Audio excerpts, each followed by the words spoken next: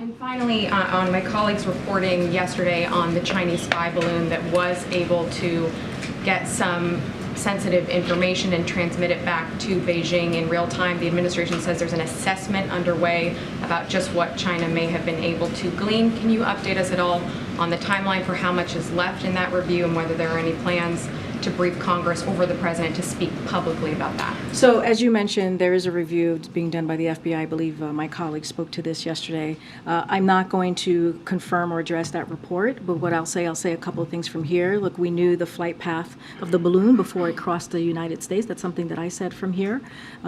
We took precautions in advance to ensure that it didn't get sensitive information. So also something that I said from this podium during that time. When it comes to technology like this balloon, it has limited additive value compared to other means of intelligent collection. So the bottom line, the administration identified this problem and it did something about it. And again, not going to confirm or address it. As you said, there's an ongoing review. Don't have a timeline on that.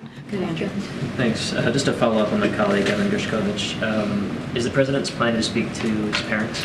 So I don't have any calls to read out at this time. As I said, this is a priority for this president. As I said to your colleague last week, your colleague Evan is on our minds, and we are certainly thinking about them and about him, about Evan, and so we're doing everything that we can to get a counselor to him, and we'll have more to update and share.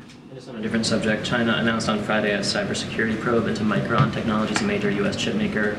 Does the U.S. view that as an effort by China to undercut the U.S. chips industry, and do they see any evidence of a broader effort by China to do that? So look, I'm not going to speak directly to China's actions.